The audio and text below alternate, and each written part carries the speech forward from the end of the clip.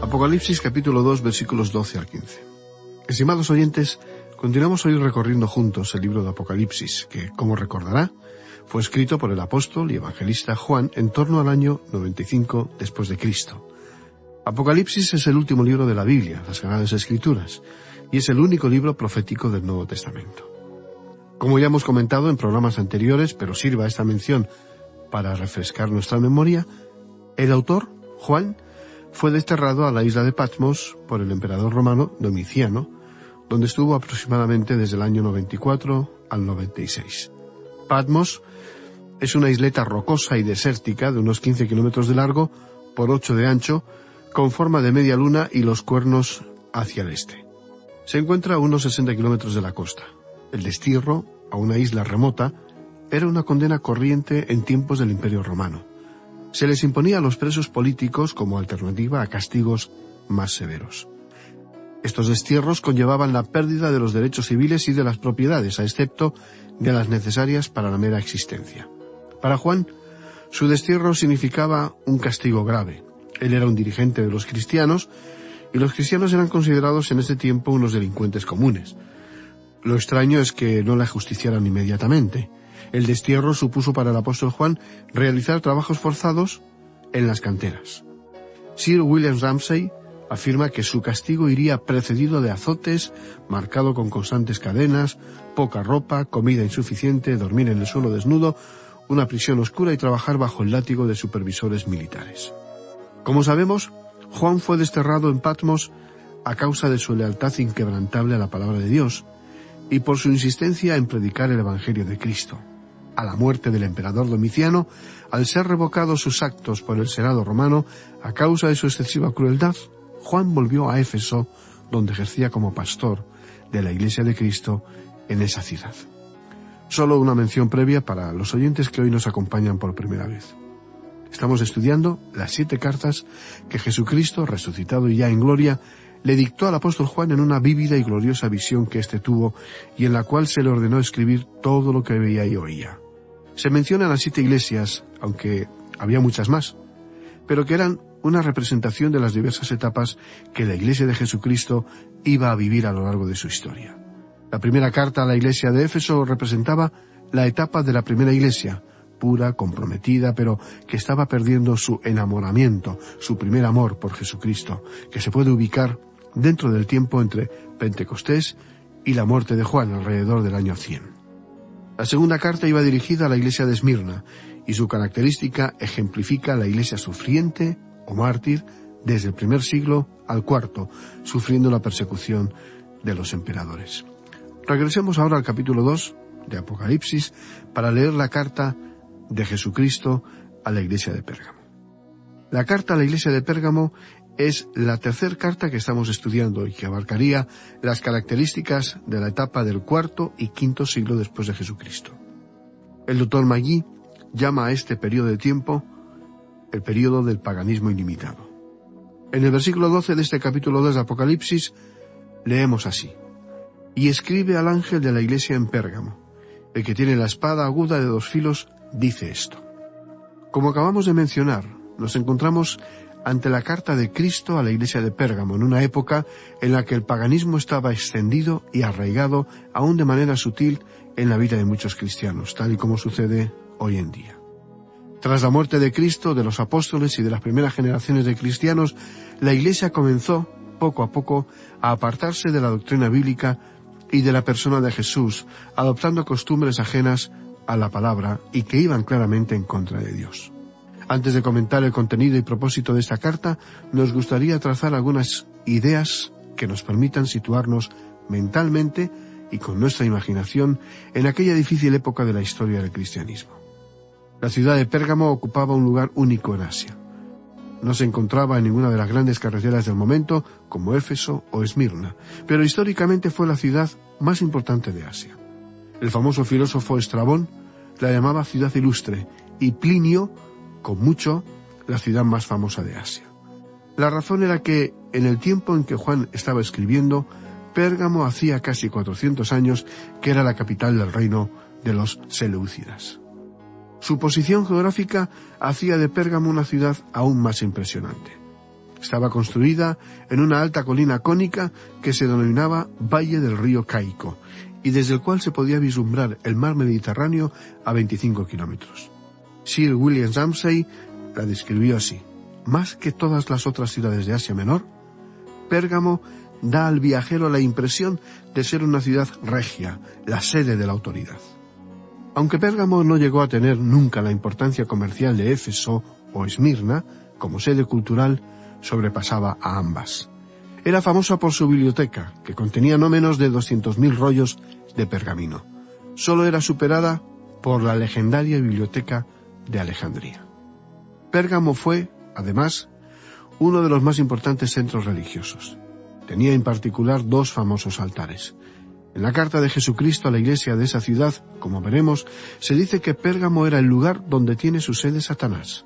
La ciudad se consideraba el ejemplo excelso y modelo a seguir por su modo de vivir y por su fervor de los cultos griegos.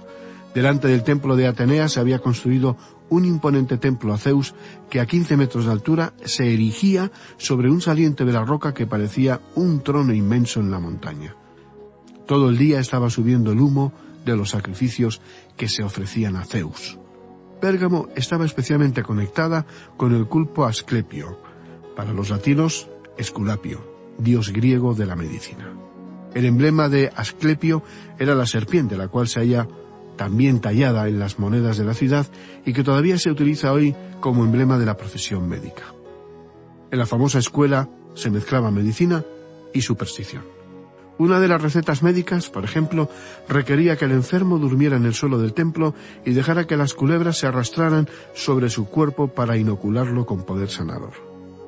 Otro de los dioses adorado con fervor y devoción en Pérgamo era Dionisio o Baco, el dios de la vid. Por otro lado, Pérgamo era el centro administrativo de Asia, lo cual quiere decir que era el centro del culto al César para toda la provincia. ¿Qué implicaba esto? Recordemos que cuando se escribió Apocalipsis, el culto al César era una religión que cubría todo el vasto imperio romano. Y fue por negarse a someterse a sus exigencias por lo que fueron perseguidos y muertos los cristianos. Su principio era que el emperador reinante era un dios. Una vez al año, todos los habitantes del Imperio Romano tenían que presentarse a los magistrados y quemar un poco de incienso a la divinidad del César y decir: César es Señor, después de lo cual cada uno podía ir a adorar a sus respectivos dioses. Pero antes debían de pasar por aquella ceremonia, so pena de parecer desleales al César. Esta ley colocó a los cristianos de Pérgamo en una situación sumamente delicada, y sin duda esta era la razón por la cual era la sede de Satanás. Era un lugar donde se obligaba, bajo pena de muerte, a tomar el nombre de Kyrios, Señor, y aplicárselo al César en lugar de Cristo, y esa ofensa era una práctica que un verdadero seguidor de Jesucristo, un leal cristiano, no haría jamás. Esa ley, esa obligación, podía considerarse satánica. Pérgamo fue, de hecho, la primera ciudad de Asia donde se erigió un templo en honor a César. Y aquí tenemos la explicación del comienzo de la carta a la iglesia en Pérgamo. El Cristo resucitado y glorificado, que se le apareció al apóstol Juan en la isla de Patmos, les dice a los miembros de esa congregación que él es el que tiene la espada aguda de doble filo. Los gobernadores romanos se dividían en dos clases: los que tenían el derecho a llevar la espada y los que carecían de ese privilegio. Los que tenían el derecho de la espada también tenían el derecho y el poder de decidir entre la vida o la muerte, lo que significaba que su palabra era la sentencia definitiva, que se ejecutaba en el lugar y el momento. El procónsul, que tenía la sede en Pérgamo, tenía ese poder y podía usarlo contra los cristianos en cualquier momento. Pero esta carta les recordaba a los cristianos que la última palabra la tiene siempre el Cristo resucitado, que es el que tiene la verdadera espada aguda de doble filo. El poder de Roma podía ser satánicamente poderoso, pero el poder del Cristo resucitado era infinitamente mayor.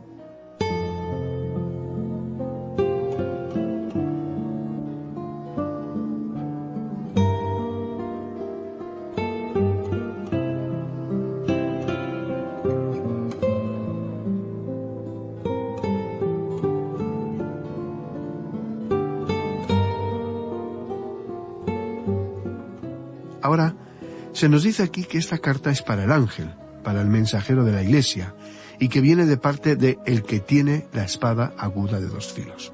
Se trata de una espada ancha y larga que tenía 2 aristas y representaba el juicio de Dios sobre los que atacan y destruyen su Iglesia. Esta espada aguda de 2 filos representa la palabra de Dios.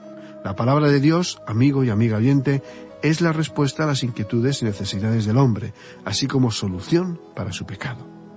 Leemos en el siguiente versículo, el versículo 13 del capítulo 2 de Apocalipsis, lo siguiente. Yo conozco tus obras, y dónde moras, dónde está el trono de Satanás. Pero retienes mi nombre y no has negado mi fe, ni aun en los días en que Antipas, mi testigo fiel, fue muerto entre vosotros, donde mora Satanás. Así pues, ser cristiano en Pérgamo era, como lo llamaría Cromwell, un compromiso muy difícil. El culto obligado al César suponía una constante amenaza de muerte que podía caer sobre ellos en cualquier momento, pero Jesucristo, el Cristo resucitado, les dice a los cristianos: yo sé dónde estás. Sé dónde vives, en una ciudad hermosa y culta, pero donde la presencia y el dominio de Satanás es especialmente intenso. Aquí hay algo de suma importancia que queremos compartir con ustedes, estimados oyentes. La idea es la siguiente. El principio de la vida cristiana no es la retirada, sino la conquista. Puede que nos parezca que sería más fácil ser cristiano en algún otro lugar y en otras circunstancias, pero el deber del cristiano es dar testimonio de Cristo donde la vida le ha colocado, en cualquier circunstancia y en cualquier situación. Hace algún tiempo nos comentaron de una joven que había aceptado a Jesucristo en su corazón, había experimentado su conversión a Dios y era periodista y trabajaba en un periódico comercial, secular. Su primera decisión fue precisamente buscarse otro trabajo en un pequeño periódico cristiano para encontrarse en un ambiente cristiano, porque quería estar permanentemente entre cristianos practicantes. Eso es como salir huyendo de la realidad, de la sociedad que nos rodea. Su decisión no nos pareció la más adecuada. Y le hicimos el siguiente razonamiento, que cuanto más difícil sea vivir y ser cristiano, en cualquier cúmulo de circunstancias, mayor será la obligación de permanecer en aquella situación. Dios está en control de nuestra vida, y de todos y cada una de las circunstancias a las que nos enfrentemos. Él siempre está dispuesto a fortalecernos en la fe, llenarnos de su gozo y paz, y sólo así es como podemos ser faros verdaderos que reflejan su luz en un mundo lleno de oscuridad y temor. Si los cristianos de los primeros días hubieran salido huyendo cada vez que se les presentaba un compromiso difícil, no habría existido la posibilidad de la extensión del Evangelio, del reino de Dios en el mundo. Los cristianos de Pérgamo demostraron que era perfectamente posible ser cristiano, incluso a pesar de sus difíciles circunstancias. Hasta bajo pena de muerte y el martirio, ellos no se acobardaban ante tan difícil circunstancia. Pérgamo era, pues, cuartel general para la oposición satánica y base de religiones falsas en clara oposición a la fe cristiana. En el versículo que acabamos de leer aparece un tal Antipas, que quizá fue un pastor de la iglesia local. Aunque no sabemos nada directo sobre esta persona, el historiador Tertuliano nos transmite una leyenda según la cual murió asado lentamente encerrado en un toro de bronce. Pero hay un detalle sumamente sugestivo en el original. El Cristo resucitado lo llama mi fiel mártir, que en el idioma griego se traduce por testigo. En la iglesia primitiva, ser testigo y ser mártir era la misma cosa. Y el testimonio conllevaba, con frecuencia, el martirio. Aquí hay una seria advertencia. Muchos cristianos pueden y disfrutan dando testimonio en los círculos cristianos, pero no tienen el mismo valor cuando se enfrentan a la oposición, las burlas o a veces a decisiones que implican comprometer su ética y moral cristiana. Desde el punto de vista de Jesucristo, desde los cielos, la sede de operaciones de Satanás estaba localizada en la ciudad de Pérgamo. Para aquellos que piensan que Satanás se encuentra en el infierno o en algún lugar remoto, debemos indicar que esta idea es falsa, dado que, tal y como tendremos ocasión de estudiar, este lugar, el infierno, solo existirá después del llamado juicio final. Será el lugar donde serán arrojados todos los incrédulos para vivir una eternidad de sufrimiento, llanto y crujir de dientes. Satanás no se encuentra hoy en el infierno, sino que anda de un lugar a otro, en este mundo, como león rugiente, buscando a quien devorar, según nos explica la palabra de Dios. Leemos en los versículos 14 y 15 lo siguiente. Pero tengo unas pocas cosas contra ti, que tienes ahí a los que retienen la doctrina de Balaam, que enseñaba a Balac a poner tropiezo ante los hijos de Israel, a comer de cosas sacrificadas a los ídolos y a cometer fornicación. Y también tienes ahí a los que retienen la doctrina de los nicolaitas, la que yo aborrezco. A pesar de la fidelidad y el valor que demostraba la iglesia de Pérgamo, un grave error se cernía sobre sus miembros creyentes. Entre ellos había quienes seguían la doctrina de Balaam y de los nicolaitas. Estas personas ejercían su mala influencia al tratar de persuadir a los cristianos de que no había nada de malo en adaptarse prudentemente al mundo, a no ser tan radicales y tan fanáticos. Querido amigo y amiga que nos escucha, el que no esté dispuesto a ser diferente no tiene por qué iniciar el camino cristiano. La palabra más corriente para cristiano en el Nuevo Testamento es ágidos, que quiere decir básicamente diferente o aparte. El templo es ágidos, pero es diferente de los demás edificios. El sábado es ágidos porque es diferente de los otros días de la semana. Dios es supremamente ágidos porque es totalmente diferente de los hombres, y el cristiano porque es diferente de las demás personas. Ahora bien, debemos tener claro en qué consiste esa diferencia, porque aquí hay una paradoja. El apóstol Pablo exhortaba a los cristianos de la iglesia de Corinto a ser diferentes del resto de la gente. Salid de en medio de ellos. 2 Corintios capítulo 6 y versículo 17. Esta diferencia con el resto del mundo no implica separación física, ni discriminación, ni por supuesto odio. Pablo escribe a la misma iglesia: a todos me he hecho de todo, para de esa manera salvar a algunos. 1 Corintios 9:22. No era cuestión de rebajar el nivel de la fe y la práctica cristiana, sino de elevarlo a los no creyentes, a los incrédulos, hasta el cristianismo. Si recordamos brevemente la historia bíblica, Balaam intentó sin éxito prostituir el don profético y maldecir a Israel por dinero que le ofreció Balac, rey de Moab. Por eso ideó un plan perverso para que las mujeres moabitas sedujeran a los hombres israelitas y crear así uniones matrimoniales mezcladas. El resultado fue la unión blasfema de Israel con la fornicación y participación en banquetes idólatras. Nicolaíta significa el que conquista al pueblo. Ireneo escribió que su fundador fue el mismo Nicolás, que se eligió como diácono en el libro de los Hechos, capítulo 6, pero que siempre fue un creyente falso, y luego se volvió apóstata. Gracias a las credenciales que poseía, se las arregló para desviar a la iglesia de su doctrina, y como Balaam, condujo al pueblo a conductas inmorales y perversas. Clemente de Alejandría dijo: se abandonaron al placer como chivos, dedicados por completo a sus propias indulgencias. Su enseñanza pervertía la gracia y reemplazaba la libertad cristiana con el libertinaje pecaminoso. Los nicolaitas eran, según muchos eruditos bíblicos, un grupo de libertinos que enseñaban que los cristianos eran libres para practicar la idolatría y darse a pecados sexuales, es decir, que se tomaban la fe como algo muy fácil, seguían la política del mínimo esfuerzo para ahorrarse dificultades. Bien, estimado amigo y amiga, hacemos una pausa aquí para retomar el estudio en nuestro próximo programa, donde nos sumergiremos de nuevo en este fascinante libro de Apocalipsis, un libro realmente único que tiene grandes tesoros para nosotros. Hasta entonces, le invitamos a que haga de la lectura bíblica de la palabra un hábito diario. Nada más saludable que dirigir su vida de acuerdo a la dirección que Dios le marca. Recuerde que la palabra es como una luz en su camino y una brújula en estos difíciles tiempos. Recuerde, querido amigo y amiga, que Dios tiene un propósito para usted. No se lo pierda. Vale la pena descubrirlo. Y está aquí, delante suyo, en la palabra de Dios.